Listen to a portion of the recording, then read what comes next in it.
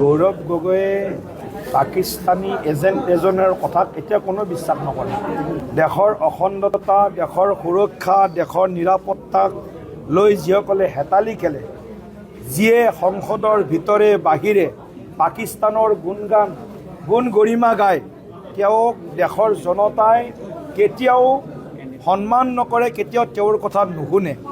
মই আজি আপোনালোকক ক'লোঁ, গৌৰৱ গগৈ ২৬ৰ নিৰ্বাচনত কংগ্ৰেছৰ এতিয়ালৈকে যিমান সভাপতি বা নেতৃত্ব আছিল, আটাইতকৈ ৱৰ্ষ্ট প্ৰেচিডেণ্ট হিচাপে ২৬ৰ নিৰ্বাচনৰ যিদিনা ফলাফল ওলাব সিদিনা আপোনালোকে দেখিবলৈ পাব।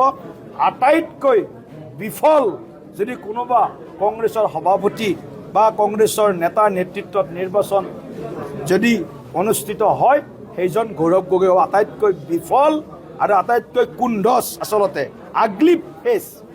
গৌৰৱ গগৈৰ সেই শান্তশিষ্ট মুখখনৰ আঁৰত পাকিস্তান প্ৰীতি, বাংলাদেশী প্ৰীতি, ৰাষ্ট্ৰদ্ৰোহীৰ যিটো তেওঁৰ এটা অন্তৰালত বাসনা লুকাই আছিল আৰু যিটো SIT-য়ে ফাদিল কৰিলে।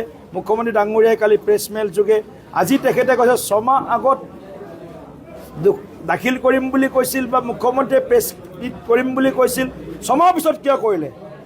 ৰাষ্ট্ৰদ্ৰোহী, 6 মাহ আগতো ৰাষ্ট্ৰদ্ৰোহী, 6 মাহ পিছতো ৰাষ্ট্ৰদ্ৰোহী। দেশৰ কাৰণে যিসকলে অহিত চিন্তা কৰে, সেইসকল 6 মাহ আগতো দেশৰ অহিত চিন্তাকাৰী আৰু 6 মাহ পিছতো তেওঁলোক দেশৰ অহিত চিন্তাকাৰী। গতিকে ৰাষ্ট্ৰদ্ৰোহীয়ে সময় বহুত বলৱান হয়। গৌৰৱ গগৈ ডাঙৰীয়াই ভাবি আছে মিয়া শক্তিয়ে তেওঁক মুখ্যমন্ত্ৰী বনাব, মিয়া শক্তিৰ ভোটত তেওঁ বলিয়ান হৈ আছে। কিন্তু এই মিয়া শক্তি আজি অসমৰ কাৰণে কিমান ভয়ংকৰ, অসমৰ সুৰক্ষাৰ কাৰণে, দেশৰ সুৰক্ষাৰ কাৰণে কিমান ভয়ংকৰ, আৰু পাকিস্তান কিমান ভয়ংকৰ, বাংলাদেশ কিমান আজিৰ দিনত ভয়ংকৰ, এই কথাটো গৌৰৱ গগৈ ডাঙৰীয়াই তেওঁৰ যিটো লিংক, এই লিংকটোৰে প্ৰতিপন্ন কৰিছে যে আমাৰ ভাৰতবৰ্ষৰ সুৰক্ষা নিৰাপত্তা জহান্নামে যাওক, ভাৰতবৰ্ষৰ অস্থিৰ হওক, অশান্ত হওক, আমাৰ কোনো ইয়াৰ লগত কোনো আমাৰ সংবেদনশীলতা নাই।